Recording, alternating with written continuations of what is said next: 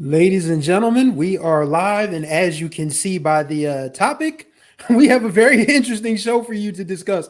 Welcome to HBCU Sports Live. I, of course, am Chris Stevens. To my left is Jared Hoffman, and we got some mess to talk about. We just finished watching the Florida A&M Board of Trustees retreat where they had their meeting, and of course they discussed the $237 million donation that wasn't. But we're not here to talk about that. Maybe we'll bring that up another time. But the big news of the day was that they approved the 1 year deal. Yes, that's right, 1 year deal for new men's basketball coach Patrick Crarey II. And we watched that meeting in just in general awe, not the good awe of what the Florida A&M Board of Trustees is doing with respect to men's basketball, a program that has not been very good. So I'm not going to waste too much time. I know Jared's got some things to say. I'm just going to throw the alley oop up and let him dunk it. Jared, floor is yours.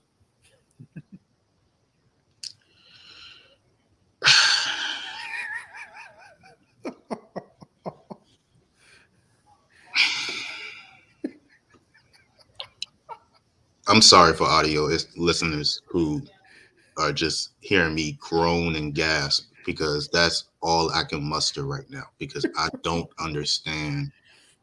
I just don't understand. You know what I mean? I should be watching the track Olympics. We got the 200-meter final about to happen. We got the 110-meter hurdle final, 400-meter hurdle finals about to happen. I should be doing that right now.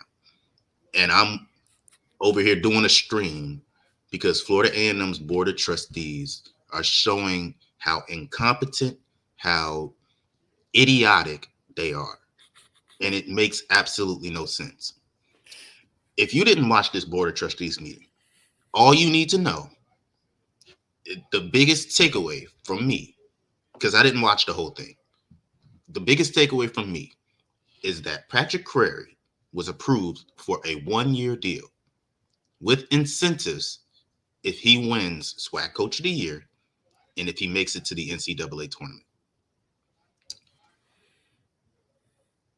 When have you ever heard of a coach winning SWAC Coach of the Year in his first year with a team that has not won or made it to a conference championship, hasn't even won a conference championship, let alone made it to an NCAA tournament in nearly 20 years?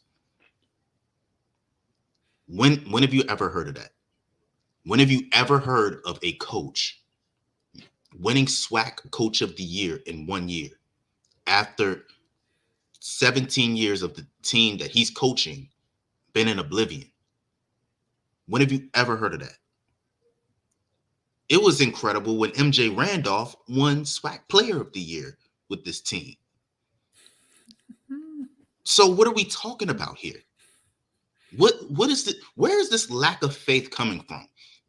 I I said it on the last stream and I'll say it again. Patrick Crarey, I misspoke last time. I said that he won the national championship with uh which other team that he coached. It was actually with Washington Adventists.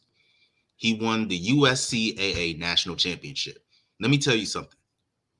At any level, whether it's NAIA, Division One, Division Two, Division Three, NJCAA, if you win a national championship, that is not easy to do at any level. At any level. So you have that coach who has won a national championship, who has taken the team, St. Thomas, excuse me, that was the team that I misspoke about. He led St. Thomas to 2 NAIA tournament appearances, leading them to 2 21 seasons, one of which he went 26-8. That's not easy. I don't care if it's NAIA or NCAA or NJCAA or whatever other institution it is. It's not easy to do. So my question is, where's this lack of faith coming from? Where's the lack of faith coming from? Because I don't see it. It looks like there's a bunch of people who don't know anything about sports, who only hear NAIA, something they've never heard of, USCAA, something they probably never heard of, and think, oh, it's not NCAA though. That's not. What are we talking about? The best example I can give, Dante Jackson, the current coach of Grambling. He has won the last two SWAC Coach of the Year awards with Grambling, and just led them to their first ever NCAA champion. I mean, excuse me, NCAA tournament in the SWAC championship. Before Dante Jackson was with Grambling, he was at Stillman, who I believe at that time was Division II. But still, he was at Stillman. He had never coached a Division I institution as an assistant or as a head coach. And in his sixth year, he's been there since 2017, by the way. In his sixth year, he finally led them to their first NCAA tournament. This questions that need answers. I've been talking too long. Go ahead, Chris. See, this is what you got. I had to let Jared cook, man, because I knew he was going to bring the fire to start us off. And I think for me, the standout part is the student member of the board of trustees has more common sense than the 12 adults that she shares the membership of the board with. The young lady asked, she was so polite. AD Sykes, can I ask this on the record? And she's like, yes. And she's like, oh, how many years would you recommend for a coach? And AD Sykes was like 4. Because, ladies and gentlemen, if you're not familiar with the cycle of college sports, you need at least one recruiting class to know what kind of coach and what kind of program you have. You're not going to find that out in 1 year. You're not going to find it out in 2, 3, okay. 4, definitely. 4, by the time a coach has been able to cycle out and get some of his kids to juniors and seniors, you know what kind of program you have. And if it ain't up to snuff, cool, you move on. But given a guy who's won everywhere he's gone, and Jared reported this, he's got a co-sign from Shaka Smart. Not Shaka Khan, Shaka Smart. Even though a co-sign from Shaka Khan probably would be pretty cool, but Shaka Smart.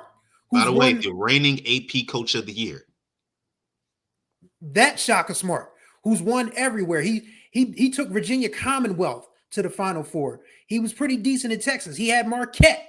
You know, did Marquette make the Final Four or were they Elite 8? One or the other. One or the other. They were pretty damn close to the national championship this year, regardless. So if Shaka Smart says this is a great hire, what more information do you need?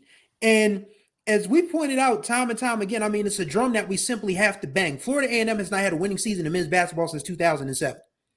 That's a very long time. That is at least a couple of generations of college basketball. And the game has changed so much and is going to continue to change as we enter this new cycle of, you know, players being allowed to make money now. So, I mean, this is something Florida A&M is dangerously falling behind the curve here, trying to, you know, let the board of trustees say, oh, this is a guy that who I still can't get over that board of trustee member who said this dude wouldn't finish top 5 in most searches. But let's talk about, I mean, what about y'all's search? Ain't nobody won before. Why not give him a shot? It's mind-boggling to me. Let me put this comment. I had a watcher had another good comment after the one we already posted. Let's post that next one. I think Patrick has been put in a bad position given the fighting going on between the board and the AD. I know one thing, it will make other coaches think, more than twice, try 3 or 4 times about going to Florida A&M. Not just the coaches, the recruits. Yeah. Not just the coaches. What recruit will look at this and say, I want to go there? What recruit will want to go there knowing I'm not going to know who my coach is going to be year in and year out? What recruit would want to do that? I wouldn't. Any recruit that's coming from UNC or that's transferring from Duke, that's transferring from Louisville, that's trying to get playing time, they're not going to come to Florida A&M. There's no recruit out of high school that is going to look at this situation and say, I don't know who my coach is going to be in my second year. Not in my senior year, not when I'm gone. I don't know who's going to be my coach in my sophomore year. That's not a desirable destination, especially when that destination, and it bears repeating, has not had a winning season overall in 17 years. That it is so I don't understand. I get it, Florida A&M. You are one of the most well-known institutions we have in of all of our historically black colleges. When you talk about historically black colleges, you think of Howard, you think of North Carolina A&T, and you think of Florida A&M. Of course, you also think of Morehouse, you think of Spelman, all of those. But my point is that Florida A&M is one of the most prominent. I get it. Your football program is immaculate. If you were doing this with football, I get it. I would understand it because you've had success in football. You have not had success in basketball. Like, and I can't believe I'm saying this, and it's not a joke. They literally have less trust in Patrick Crarey than they did in a $237 million donation. That is literally not a joke. Nope. It is literally not a joke. So I don't understand it. Where is this mistrust coming from all of a sudden? Oh my God. Go ahead. Go ahead. Shouts out to Ellis Connor joining us today. Really appreciate him tuning in. 1 year is a setup for failure. That coach should walk. I told y'all, don't bring me no 1 year contract after we agreed on a 3 year contract because you're gonna be looking for a new coach right away. That's just me. I mean, sometimes you take a job because you feel like, okay, I need this. This is something that I have to have. It puts me in a better position. But at the same time, you can't sacrifice your dignity for other people who don't know exactly what they're doing. Like you wouldn't ask me to run a vegan restaurant. You just wouldn't do it because I make chicken sandwiches and cheesesteaks in my house. I can't tell you nothing about a salad. That's pretty much what's going on with the Florida A&M Board of Trustees. They don't know nothing about salads and ranch dressing, but they're insistent on shoving this beef down people's throats that are vegans. It just doesn't make any sense. So it's disappointing for Patrick Crarey, to have to deal with this, but I feel like he's he's doing this, out of spite. You could, if you watched any of the, you could see that AD Sykes is kind of like, just tired of the foolishness. And I don't blame her for being tired of foolishness. Let's get this comment out. Shout out to Johnny Williams. But they gave the AD authority to see if she wants to extend the contract. I'm not understanding why not just do it now. Because they don't have any trust in the AD, which is strange because this is a woman who has improved their APR exponentially. And this is part of the reason that she wants to give Crarey that reign because that is one of the programs that is dragging Florida A&M's whole APR down. If you guys aren't familiar, APR is Academic Progress Report. You get a certain amount of points for however many athletes graduate, whether it's in 4 years, for 5 years, or I think 6 years. I think 6 years is the maximum. But when your basketball program is dragging down your APR, people are going to look at you funny. That's just how it goes. And it's one thing to be bad on the floor, but be bad on the floor and in the classroom, that's a bit of a problem. And that's what AD Sykes is trying to impress upon these board of trustee members who want to give a guy a prove it deal. When the fact is, nobody that has coached Florida A&M has proved anything since George W. Bush was in office. It doesn't make any sense. And look, I'm just looking it up. So since 2007, we're not going to talk about the coach that they had to move on from. They absolutely had to move on from the coach that they had. Mm-hmm. Since then, they've had 4 coaches. They have had 4 coaches. Robert McCullum, the one that they just moved on from, spent the most time with the team. He was there for 7 seasons. You're giving these guys these. You got one guy that had 4 years. Another guy had 3 years. Another guy had 3 years. Eugene Harris, 4 years. Clement Johnson, 3 years. Byron Samuels, 3 years. And you gave Robert McCullum 7 years. Well, what's the problem with giving him 4 years? What's the problem with him giving 4 years? You're giving these coaches time to build and time to make mistakes and to go through the growing pains of recruiting. And not to mention, when these guys were coaching, when these guys started their coaching tenures, the transfer portal is what it is now. So even if this guy, let's say for the sake of argument, he does lead them to the regular season title, or by some miracle he gets them to the SWAC championship, and they win the SWAC championship and they go to the NCAA tournament. What's to say that the guys that he has on his roster right now will not enter the transfer portal for a better opportunity? And then the next coach is just going to have to deal with the what he has done. Because I'm telling you something right now. If Patrick Crarey leads this team to a SWAC championship, regular season or postseason, I would leave. I would leave. You mean to tell me I did this in 1 year when all the debt was stacked against me? And you think I'm gonna stay for a low ball offer? No, I'm testing the market. Mm-hmm. I'm testing the market. I'm not about to you you no, I'm not staying. I would not stay. And even if I didn't lead them to a winning season, I'd still leave and find out what offers I can get at the Division II level. Even if I couldn't get one at Division I. Because you mean to tell me I'm about to sit here and sit through this disrespect that I'm getting when I'm a national championship winning head coach? No. If I'm Patrick Crarey, no matter what happens this season, I'm leaving. I'm testing the market. I can, and like I said, I don't disagree one bit, because I've seen some coaches that, you know, have done great jobs, but it took them some time. Like I covered a Division III program when I was living in St. Mary's County, Maryland, uh, eons ago, and this coach literally took them to the Final Four.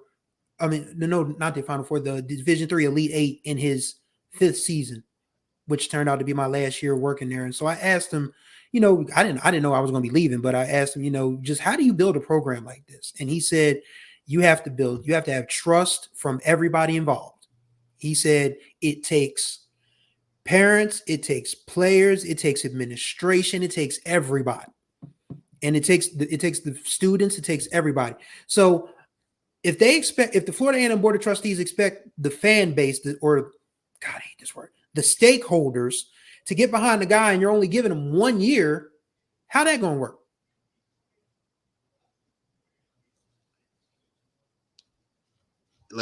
So a lot of people are going to bring up Johnny Jones, right? Because Johnny Jones won in his first year when he was at Texas Southern. Go look at Texas Southern's track record before they got Johnny Jones.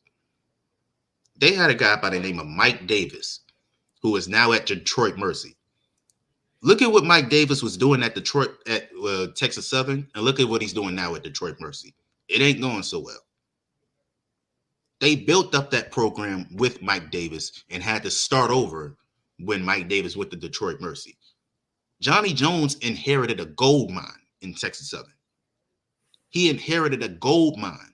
That's why he's successful. And no, I don't want to misspeak. Johnny Jones is an amazing coach. I don't want to make it seem like he just inherited a good thing and that's why he's being successful. So I don't want to misspeak and say that. But his success was catapulted by the great job that Texas Southern was doing before he got there. He is just taking it to a new level with his incredible coaching. Patrick Crarey is inheriting. I'm trying to think of the less derogatory way to say it, but he's inheriting something that's not as good. Let me just say that, because I don't want to be derogatory. He is not inheriting what Johnny Jones inherited.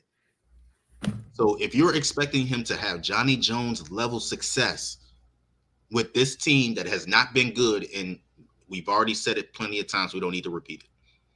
They haven't been good in that long. You're setting him up for failure. You are setting him up for failure. And quite honestly, it's not good for your program. Because guess what? Next year, no matter what his record is, you're back where you started. You're back where you started. You're still going to be looking for a coach next year. You better hope.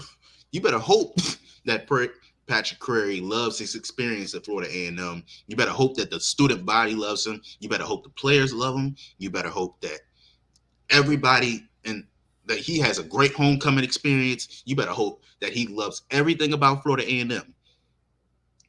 Because if I was Patrick Crarey, if I see one thing I don't like, I'm gone. I'm gone. I would be gone regardless. But if I see one thing I don't like, I would be done as soon as the season is over. Soon as that shot clock, excuse me, soon as the game clock, soon as that buzzer sounds, I'm gone. But like I would post when coaches post their goodbye letters. I do that. I would have one of those ready as soon as the buzzer sounds. I would post mine. I would post it right then and there. Because you haven't done you've done me no favors whatsoever, and you expect me to move mountains to improve your program, but giving me 1 year to do it. That makes no sense. No program turns around in 1 year, and it takes an extraordinary being. It takes extraordinary beings, and it takes extraordinary luck to turn a program around in 1 year. It doesn't happen overnight. I know that's the cliche, but it really doesn't. And you're expecting him to do that. And it makes no sense. And you're expecting him to want to stay with you putting all these obstacles in his way. And it doesn't make sense. It doesn't. So let me give you guys a story for context, because if you guys are not familiar, if you're new to this, I'm a Delaware State alum, proud one.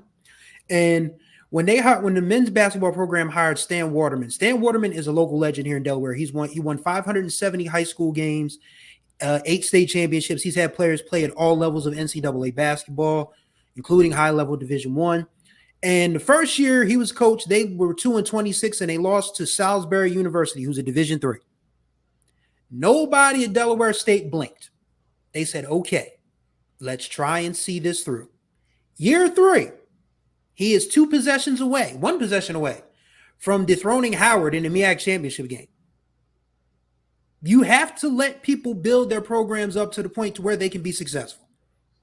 And if you expect a guy to come in and turn water into wine when the water is polluted as all get out, I don't know what you expect. I don't know what you want. But I can tell you now, like Jared said, if he has anything remotely successful, I mean, if this team finishes like 16-14, he's gone.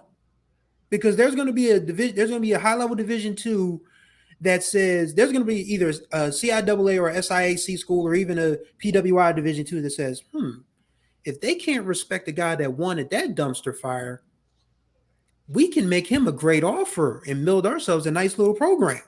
And he's gone. And you're right back to square one. Probably square -15 at this point, because you haven't won anything in so long.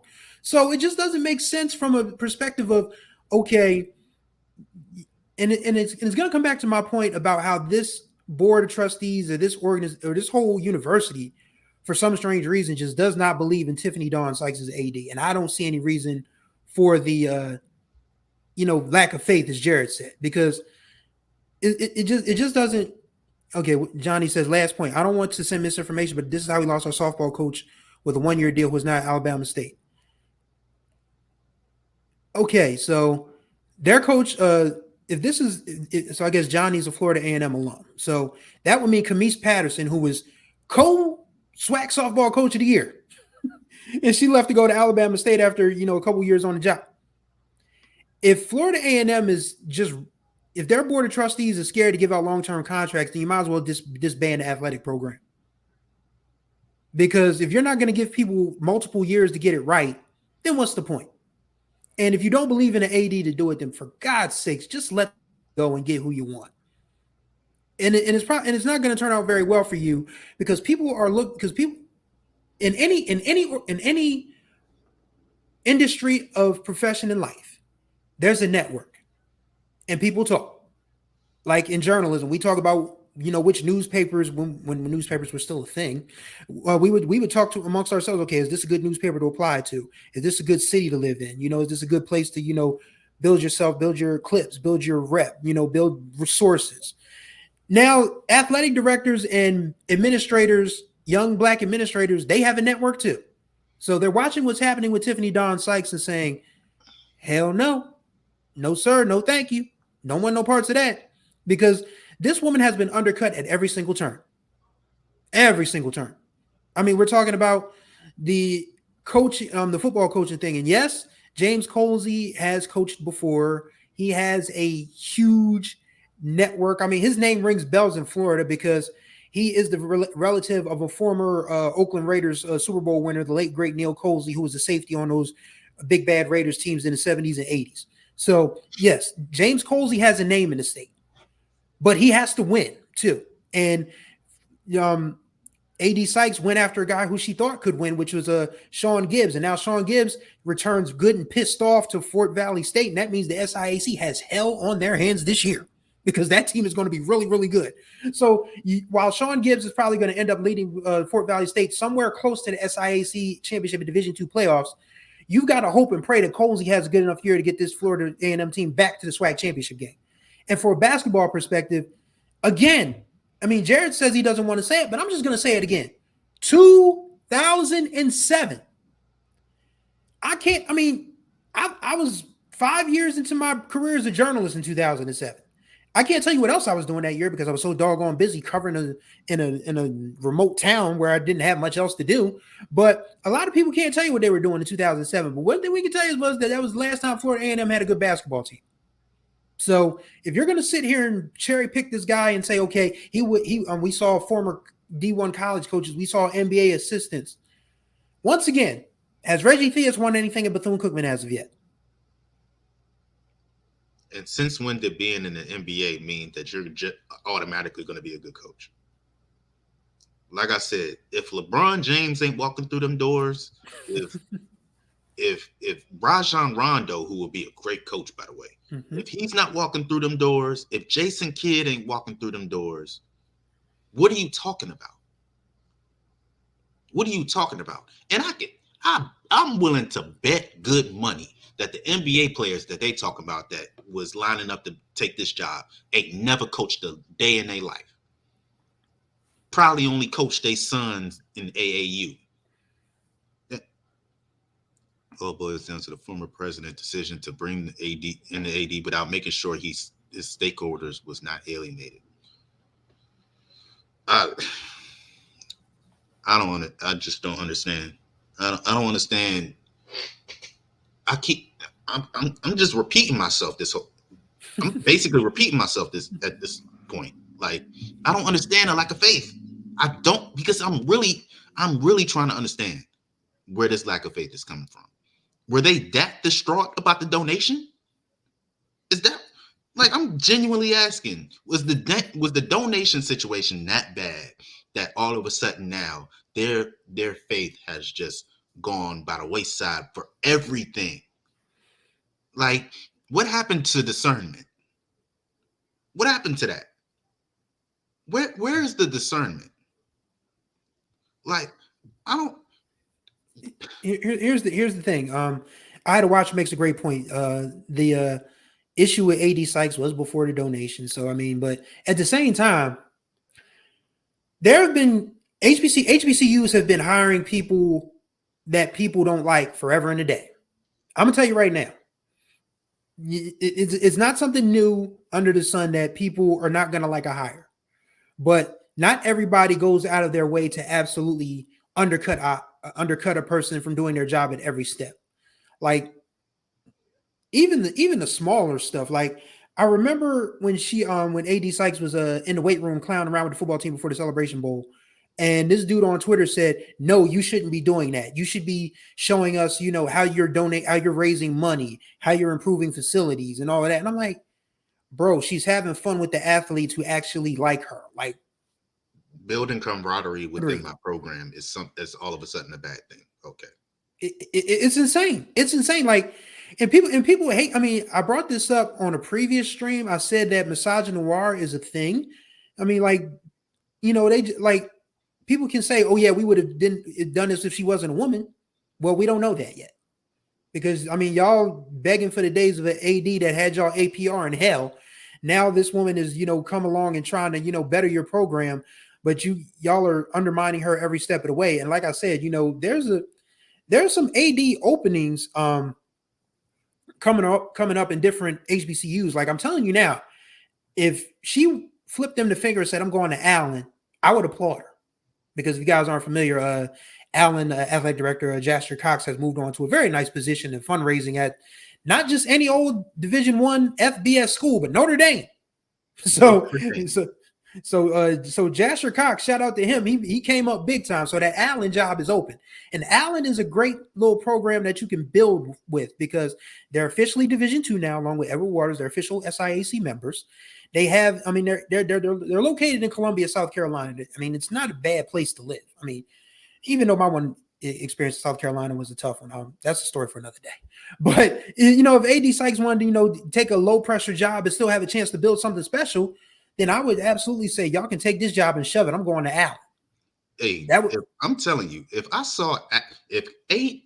was AD Sykes and I picked up my phone and I saw Allen University, I would answer the phone and say, I'm hired. I'm taking it. I'm taking the job. I don't care what the terms are. I don't care. We can iron that out when we get there. I'm booking a flight. I will be on the phone on Ticketmaster, whatever the whatever the thing is. Expedia. I'd be on Spirit Airlines, the first flight to Columbia, South Carolina, so I can sign this contract. Let's do it now. Let's do it now. Because honestly, like Allen University sounds way more appealing right now than Florida A&M. Like it sounds way more appealing.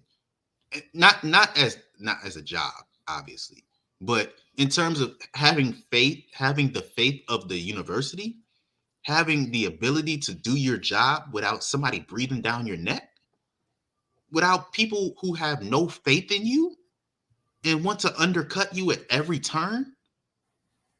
And guess what?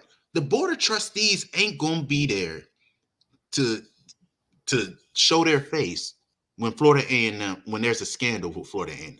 You know whose face we're gonna see? Tiffany Don Sykes.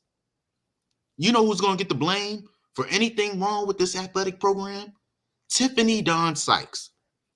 You know who got the blame when they had the eligibility issue, when half of their team couldn't play against UNC a couple of years ago? It was the AD. You know who got the blame when, it wasn't her. She wasn't the one that got the blame for this. But you know who has to answer questions when they have a rapper film a music video in their locker room without authorization? She had to be the first person in the front street to answer those questions. The board of trustees ain't do nothing. You know who was received undeserved blame for this donation that wasn't a donation? Of course, the president got the blame because he was the one that signed off on it. But you know who else? Tiffany Don Sykes. For what reason, I don't know. But she's always going to be the person whose face we see. You know when we're going to see the board of trustees' face? When they want to point fingers. That's when we see their face. When they want to point fingers and say, oh, it's this person's fault. This person needs to be disciplined for this. When there's no way that we can hold you accountable for your lack of I don't know what it is, but your lack of anything knowing what you're talking about. Like when go ahead. I'm just repeating myself at this point. I think we both are, but let's shout out our boss, the head honcho, Mr. Ken Rashad. He said it's official. FAMU's board of trustee are the new school fools of HBCUs, and he is 100% correct. Like none of this makes any sense. None of it. And to just watch people make decisions above someone else's pay grade because they think they know, but they really don't. Like, again, going back to what the student member of the board of trustees has more common sense than the adults that she shares the board with. Because again, if you guys are just tuning in, we're talking about Florida A&M agreeing to give Patrick Crarey II a 1-year contract as men's basketball coach when we all know you need 3 or 4 to build a program. So that's what the young lady asked AD Sykes. She was like, how many years would you recommend for a basketball coach? She said, I would recommend 4 years. And I know Florida A&M standard Florida A&M standard protocol is 3. So give her credit for pushing back. And I think she's in complete FU mode now. And I respect her for it because none of this makes any sense. None of it. And just watching these folks, just sit back and listen to her, knowing that they've already made up their minds about her, they're just waiting for the reason to get rid of her. They are. And it stinks to watch. I mean, I don't know. I mean, I can't speak for anyone watching this stream, but I've been fired a couple of times in my life. And you pretty much know when somebody's trying to ask you to leave. I mean, it's pretty clear. I mean, from the time, your inbox gets mysteriously erased or the time you're not in certain meetings. I mean, you know, it's pretty much writing on the wall. And that's what we're watching with AD Sykes, unfortunately. But, karma has a way of working things out, in a way that may not be beneficial to the people who are being disrespectful. So I feel like AD Sykes, wherever she goes, if they're trying to push her out, she'll be in a better situation than she was before. And this probably was a dream job for her. It has turned into nothing short of a nightmare. Yeah, if I was to put a bow on this, if there's 2 important things you need when building a program, it is stability and progression. Those are 2 of the most important things, and obviously you need to build relationships, and that's a part of stability. Stability means that you stick with something that is working or that is not. I used the word discernment earlier. Use discernment in your stability. Obviously, if a coach has been there for 10 years and 15 years and you are not progressing, then use your discernment to say, this is not working. We are going to move on, which they have done in the past. I don't think moving on from a coach after 3 or 4 years is the way to do it. But they have made decisions to, you're trying to make her resign. She is like, you're going to have to fight. Basically, if I was her, I'd resign. But I'm not Tiffany Don Sykes. But you have to have some sort of stability. You have to have discernment in when that stability is not leaning towards progression. I don't think that 3 or 4 years is enough time to give a coach to rebuild a basketball program, especially a Division I basketball program. Making the NCAA tournament is not easy. It is not easy. That is why you see on Selection Sunday, when those teams are jumping up and down and rejoicing when they are selected to the field, it is because the NCAA tournament is not supposed to be easy to make. It's not supposed to be. Making the first 4 is a pleasure. And you should be honored if you're able to make it into the first 4.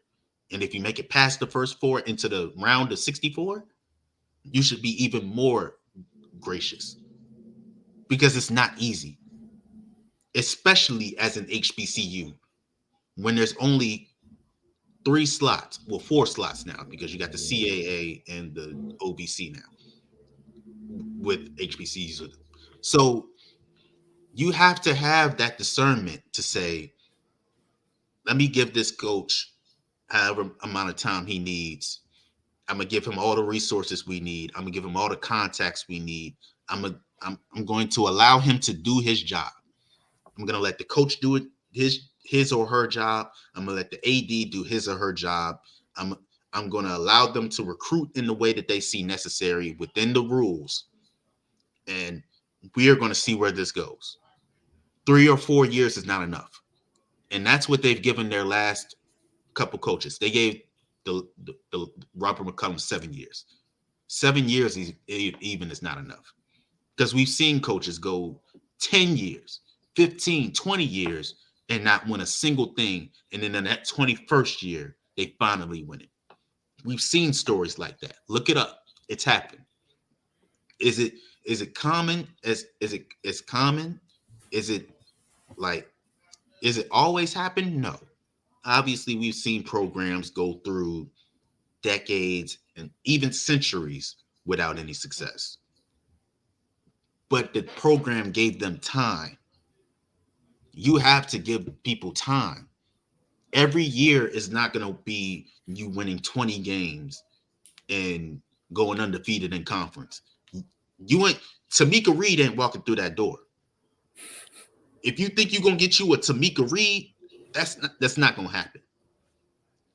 And even Robert Jones for Norfolk State, he inherited something that was not easy to build with, but he inherited something in which he inherited a university that was already trending upward, that had already pulled off the upset of Missouri in the NCAA tournament. Now, that wasn't the same team that he got. It wasn't all the players in that locker room, but he got a team that was already going in a positive direction. Florida A&M is not going in a positive direction, and it is because they don't have any kind of faith within them. There's no positivity within this program whatsoever. So, just to wrap it all up, Board of Trustees, please let these people do their jobs. Let them do their jobs. And if you see something that you don't like, by all means, but give them enough time, because it's not going to happen when you expect it to happen. It's not going to happen when you want it to happen.